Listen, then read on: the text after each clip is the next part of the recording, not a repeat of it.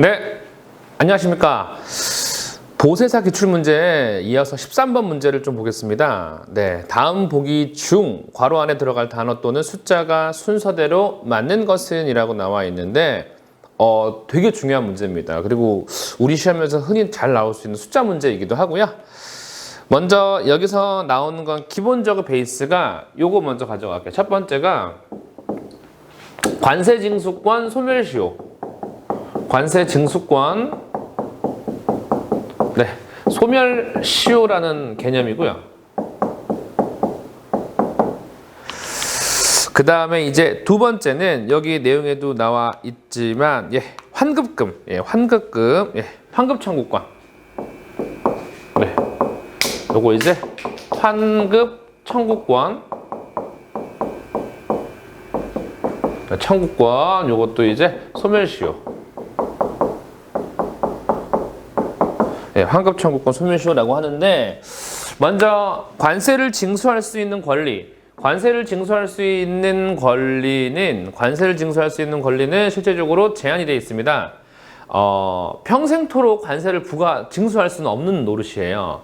그 다음에 반대로 관세를 과다하게 납부했거나 어떠한 이유에서 세관으로부터 돌려받아야 할 세금이 있는데, 이 돌려받아야 할 세금을 청구하는 권리 또한 정해져 있습니다. 제한이 있기 때문에 그 정해진 기간 안에 청구를 해야 된다는 논리예요. 이 두 가지 소멸시효가 있습니다. 먼저 관세징수권 소멸시효는 5억 미만, 5억 미만 그리고 5억 이상이라고 구분할게요. 관세의 경우에요. 즉 징수해야 할 관세, 징수해야 할 관세 기준으로 5년, 10년이 되겠습니다. 그래서 5억 미만인 관세에 대해서 징수할 수 있는 세관의 총 기간은 5년, 5억 이상이 되는, 법조문에서는 그 외라고 나와 있긴 한데 5억 이상이 되는 관세에 대해서는 세관이 관세를 징수할 수 있는 기간은 총 10년까지 부여됩니다. 물론 그 기간이 넘어가게 되면은 더 이상 관세를 징수할 수 없게 되는 거죠. 징수할 수 없게 된다는 거는 납부할 사람이 납부할 의무도 없어진다고 보시면 돼요. 반대로 환급청구권 소멸시효예요. 환급청구권. 청구라는 건 내가 달라고 하는 권리인데 환급입니다. 즉 받을 세금이 있는 겁니다. 환급은 납부한 세금에 대해서 받는 거를 이제 환급이에요. 되돌려받는 거를. 요거 이제 기본적으로 5년입니다. 즉 제가 아무리 환급받을 돈이 있어도 환급을 받을 수 있는 날로부터 5년이 경과해 버리면은 못 받는 겁니다. 바로 문제 볼게요. 13번입니다.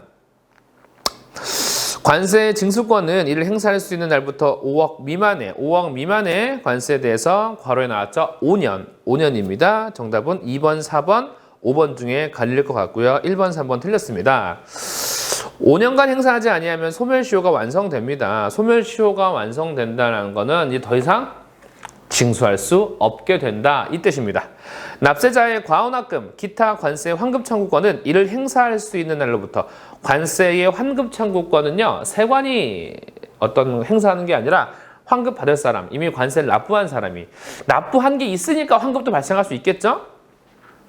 이를 행사할 수 있는 날부터 몇 년간? 그렇죠. 5년간 행사하지 아니하면 소멸시효가 완성된다. 라까지 너무 좋아요. 이 다음부터 나오는 게 굉장히 중요한 거니까 포인트 좀 해보겠습니다. 관세징수권의 소멸시효는 밑줄입니다. 납세고지, 경정처분, 납세독촉, 고발, 공소제기, 교부청구, 압류까지 밑줄이세요. 이러한 사유로 인해서 잠시 관세징수권을 쓸 수가 없어요. 무슨 날이냐면은 관세징수권을 지금 세관이 행사하는 중인데, 여기 나온 것처럼 납세고지 또는 경정처분. 어렵죠? 그러니까 일단 있다는 것만 알아두세요. 그 옆에 납세독촉, 돈 내라고 독촉하는 건데, 그 다음 옆에 이것도 뭐지? 근데 그 옆에 고발, 공소제기라는 거는 공권력이 저한테 소송을 제기하는 거예요.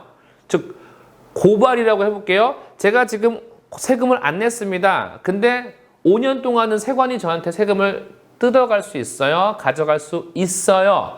근데 중요한 건 뭐냐면은 다른 사유로 인해서 제가 지금 고발당한 상태예요.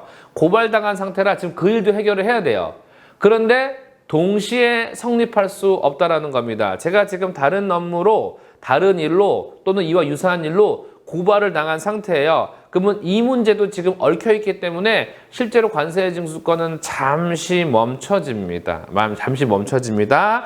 이거 잠시 멈춰지는 걸 중단이라고 해요. 왜냐?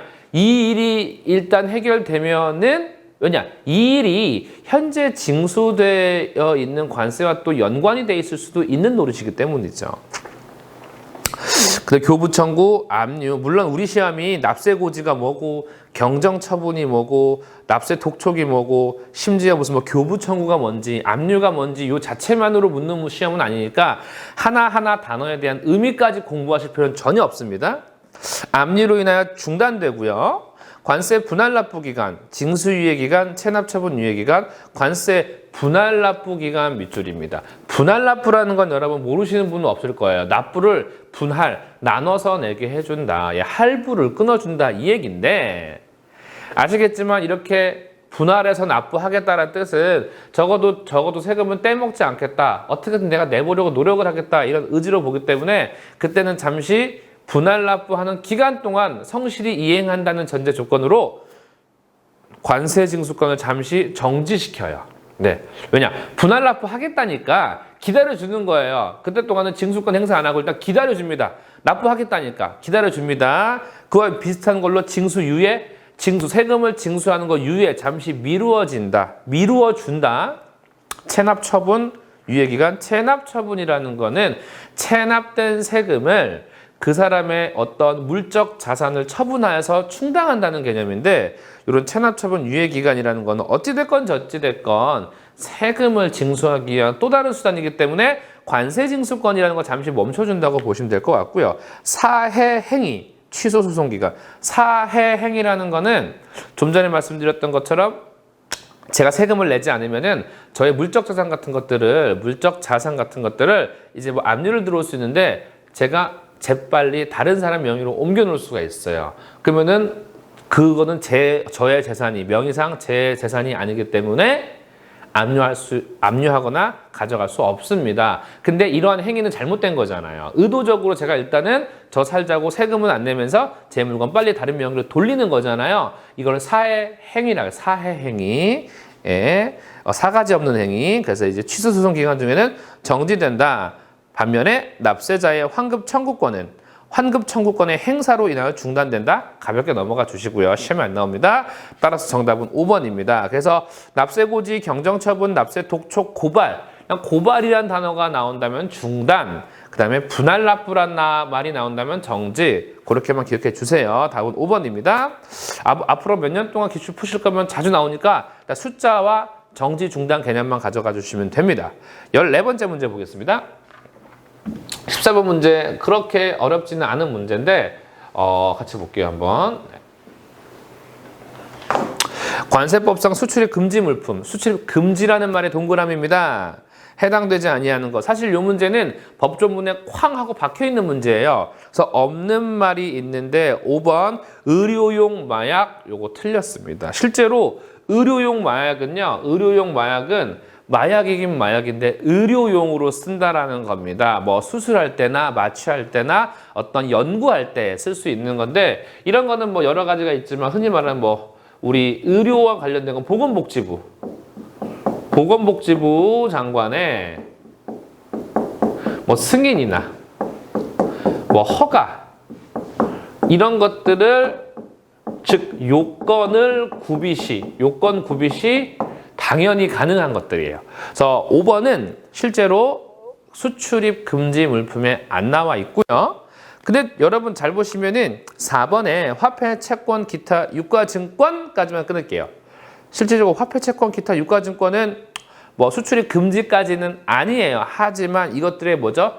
짝퉁, 위변모, 앞글자만 딸게요. 위변모, 위조품, 변조품, 모조품 같은 거는 안 된다라는 거예요. 화폐, 기타, 채권 같은 거야 뭐 가능할 수도 있겠죠. 하지만 그거에 대한 위조품, 변조품, 모조품 안 되는 거고요. 나머지 1번, 2번, 3번 읽어만 주세요. 헌법질서. 풍속을 해친 영화 조각물 그대로 나오는 겁니다. 예, 헌법, 풍속정부화폐. 예, 좋습니다. 15번 보겠습니다. 예, 요거는 사실 관세법이 아니라 수입통관 그 고시, 수입통관 고시에 찾아보면 나오는 건데 정확히 뭐 고시에 뭐 조문으로 딱 나와 있습니다. 우편물이란 말 동그라미고요. 반입된 물품의 경우에는 미화 몇 달러 이하의 물품은 우편물 목록 등에 따라 과세 처리. 그 다음에 몇 달러 초과의 물품은 일반 수입 신고 처리라는데, 즉 목록 통관 처리할지 일반 과세 처리할지. 그래서 잘 보시면 여러분, 우리 수입 신고 여기 정리 하나만 할게요. 개념만요. 수입 신고에는요, 간이 이렇게 주워 볼까요? 예. 구분되는 것만 가져갈게요. 목록 통관, 뭐 흔히 말해서 이게 이제 해외 직구에 해당될 수도 있고요. 그다음에 이제 간이 통관, 그다음에 일반 통관이라는 게 있습니다. 지극히 이제 일반 통관은 상업적 형태예요. 정말 사업하려고 네, 할 때는 당연히 일반 신고를 해서 일반 통관을 통해서 들어와야 되는데, 일단 우린 여기까지만 딱 할게요. 우리 수입 신고, 즉 통관, 통관에 있어서 목록 통관, 간이한 통관, 일반 통관 세 가지로 구분되는구나. 그 중에서 우편물을 기준으로 금액을 물었구나라고 하는데, 아주 통관이 천차만별이죠. 아주 통관 형태가 세 가지나 되는 천차만별이죠. 천차만별. 굉장히 천차만별이죠. 천차만별. 예. 천차만별. 미화 몇 불? 1000불. 굉장히 천차만별이죠. 예. 그래서 1000불, 1000달러 이하의 물품은 우편물 통관이고요. 1000달러 초과하는 것들 일반 수입으로 해서 따로 분류한다라는 겁니다. 그러니까 금액에 따라서 분류한다만 기억할게요. 내가 잘은 모르지만 내가 아주 뭐 깊이 아는 건 아니지만 그런데 이거는 안다. 남한테 이건 얘기해 줄 수 있다. 수입 신고, 즉 통관에 있어서는 세 가지, 목록 통관, 간이 통관, 일반 통관이 있는데, 이런 것들은 일단 기본적으로 수입하는 금액에 따라서 구분되더라라는 것만 기억해 주셔도 일단은 되잖아요. 너무 욕심 부리지 마세요. 따라서 그렇게 해서 정답은 5번입니다. 16번 볼게요. 16번.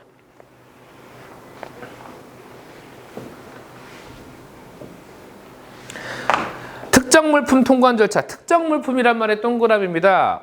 특정 물품은 뭐의 반대말이죠? 일반 물품의 반대말이잖아요. 일반 물품. 네, 일반 물품이 있고요. 이거에 반대되는 게 특정 물품이겠죠. 그러면 여러분 아시겠지만 특정 물품은 일반 물품과 달리 통관 절차를 조금 다르게 두어야 되는 게 맞는 거잖아요. 일반적으로 봤을 때. 예. 흔히 말해 이렇게 좀 정의할게요. 예외적 통관 방법이 있을 수도 있겠다. 예. 예외적 통관 방법이 있을 수도 있겠다. 그 다음에 예외적이란 말을 썼으니까 특정 물품이란 게 따로 규정할 수도 있겠다.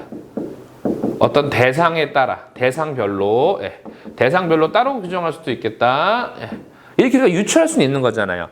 일반적인 게 아니래요. 특정화돼요. 그러면 그런 제품이 따로 있겠죠. 같이 볼게요. 문제 속에 힌트가 많습니다. 틀린 겁니다. 1번 먼저 보시면은 수입 신고 물품이 국제적인 상관습상, 밑줄입니다. 고철입니다. 고철은 시세가 있습니다.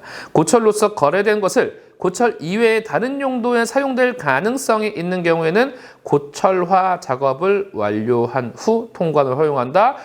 특정 물품 통관 절차에 대한 기본적인 겁니다. 그래서 고철이란 말에 써주시고요. 다른 용도에 사용할 때는 고철화 작업을 완료한 후, 통관을 허용한다. 이거 맞는 말입니다. 고철화된. 그래서 이렇게 한번 정리를 해볼까요? 대상인데 첫 번째 제가 정리해 드릴게요. 첫 번째 고철이죠. 쉽게 쓸게요. 고철의 경우에는 이겁니다. 고철 이외 용도 사용 시, 우리 시험은요 힌트 드릴게요. 여기서 고철화 작업을 완료하느라고 하는데 이 고철화 작업 완료라는 게 고철화 작업 완료라는 문장 자체를 절대 안 바꿉니다. 바꿀 리가 없으니까 작업 완료 후 통관이라고 바꿔주실게요. 작업 완료 후 통관. 네, 작업 완료 후. 이렇게 바꿔주실게요.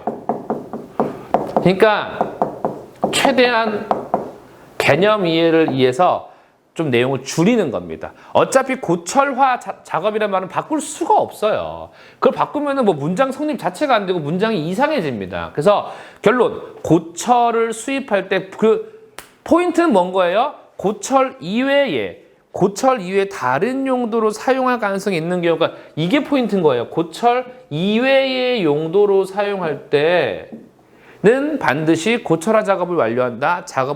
이게 포인트인 거지 고철화 작업이라는 것까지 길게 가져가실 필요 없습니다. 좋습니다. 2번입니다. 해체용 선박을 신고 수리 전에 해체 작업이나 폐품화 작업을 하려는 자. 해체 작업 그리고 폐품화 작업이래요. 해체한다는 건 더 이상 선박으로서 기능을 안 쓴다고 보셔도 무방한 거잖아요. 폐품이래요. 해체했으니까 모든 것들이 폐품이겠죠. 신고 수리 전 세관장에게 해체 및 폐품화 작업 허가를 받아야 한다. 이게 당연한 게 여러분 해체 작업이랑 폐품 작업을 다 끝내놓고 신고하는 거 웃기는 거잖아요. 왜냐? 해서는 안 될 수도 있는 거잖아요. 함부로. 실제적으로 해체용 선박을 마음대로 해체하는 거는 안 됩니다. 안 되는 상황이에요. 하지만 되게 해주는 건 뭐예요? 허가해준다 이거예요. 허가란 말에 동그라미를 해주세요. 정리할게요. 두 번째 이제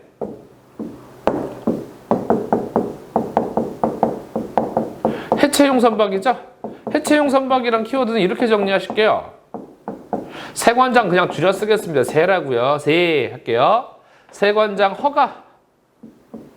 세관장 허가 사항이고요. 두 번째 수리전.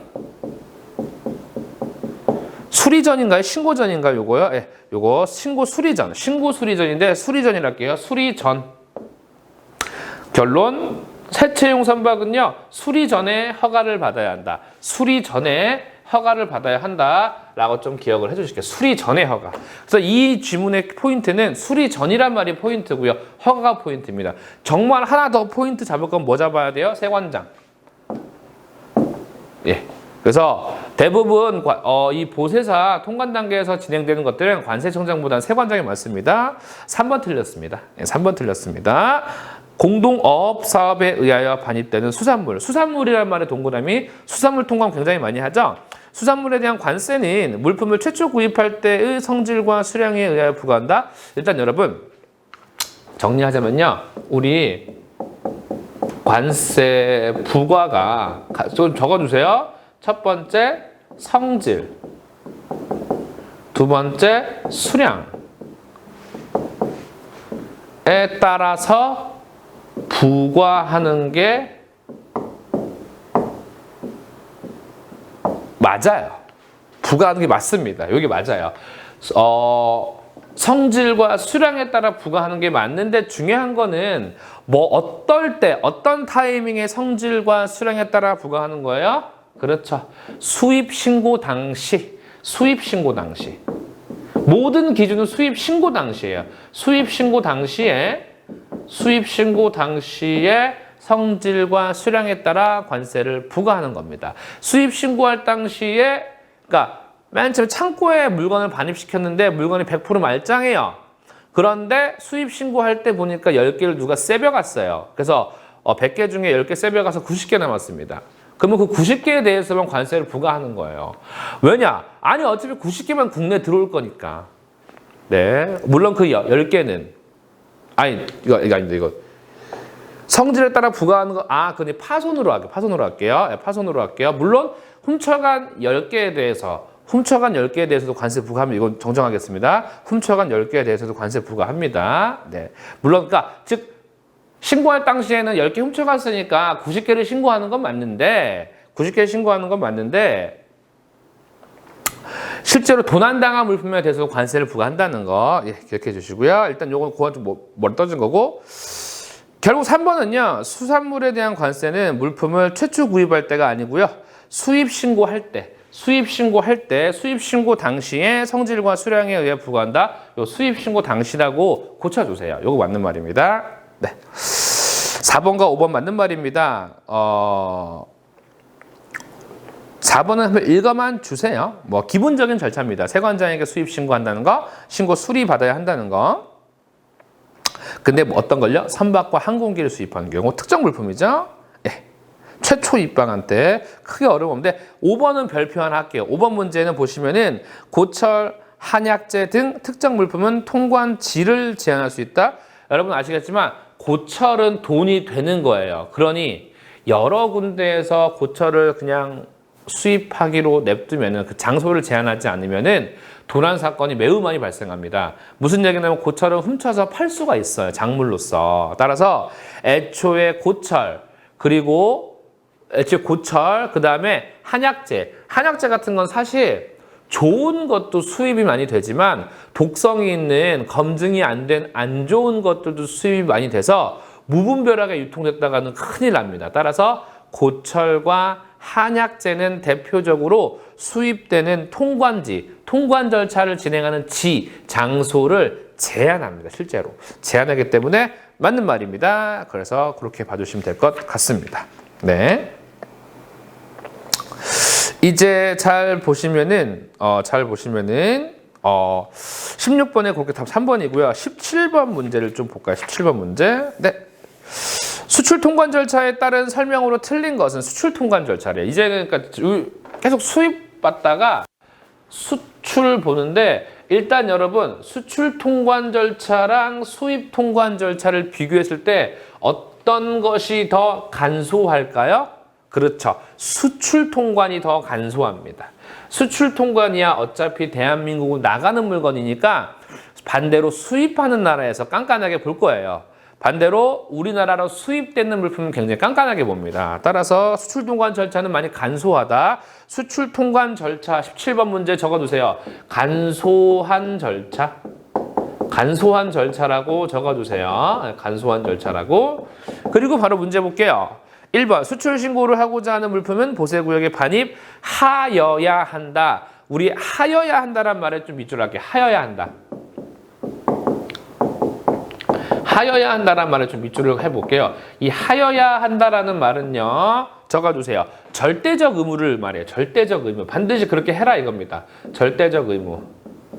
그래서 우리 법문장에서는 법이 들어가는 시험에서는 이런 것들을 하여야 한다를 원래 맞는 말인데 그걸 할 수 있다 이렇게 바꾸기도 합니다. 하지만 여러분 잘 보세요. 수출 통과는 굉장히 간소한 절차라고 말씀드렸습니다. 이와 반대되는 수입 신고 같은 경우는